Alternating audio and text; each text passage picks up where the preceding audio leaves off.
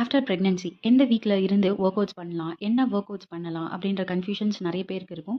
So அதுக்கான information தான் இந்த வீடியோவில் கொடுத்துருக்கோம். ஸோ பாருங்கள். ஓகே, ஃபர்ஸ்ட் 2 வீக்ஸ் என்ன பண்ணலான்னா, உங்கள் பாடிக்கு நல்லா ரெஸ்ட் கொடுங்க. உங்கள் பேபி கூட நல்லா பாண்டிங்கை க்ரியேட் பண்ணுங்கள். நெக்ஸ்ட் 2 to 3 வீக்ஸில் ப்ரீதிங் ஒர்க் அவுட்ஸை ஸ்டார்ட் பண்ணுங்கள். ஆல்ரெடி பேஜில் வந்து 360 டிகிரி பற்றி இன்ஃபர்மேஷன் நிறைய கொடுத்துருக்கேன். ஸோ அதை போய் பாருங்கள். நெக்ஸ்ட் ஜென்டலாக மொபிலிட்டி ஒர்க், அப்புறம் உங்கள் பேக், அப்புறம் செஸ்ட், இதுக்கெல்லாம் வந்துட்டு நிறைய ஸ்ட்ரெச்சஸ் கொடுங்க.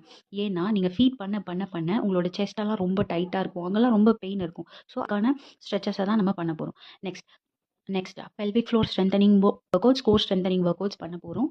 ஏன்னா உங்கள் பெல்விக் ஃப்ளோரும் கோர் மசில்ஸும் ஆஃப்டர் ப்ரெக்னன்சி ரொம்ப வீக்காக இருக்கும். ஸோ அதனால் அதுக்கு ஸ்ட்ரென்தனிங் ஒர்க் அவுட்ஸ் பண்ண போகிறோம்.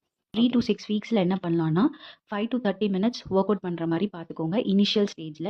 நெக்ஸ்ட் லோ இம்பாக்ட் ஒர்க் அவுட்ஸை ப்ரிஃபர் பண்ணுங்கள். ரொம்ப ஹை இம்பாக்டை ஸ்டார்டிங்கே சூஸ் பண்ணாதீங்க. போக போக of course you can increase your intensity.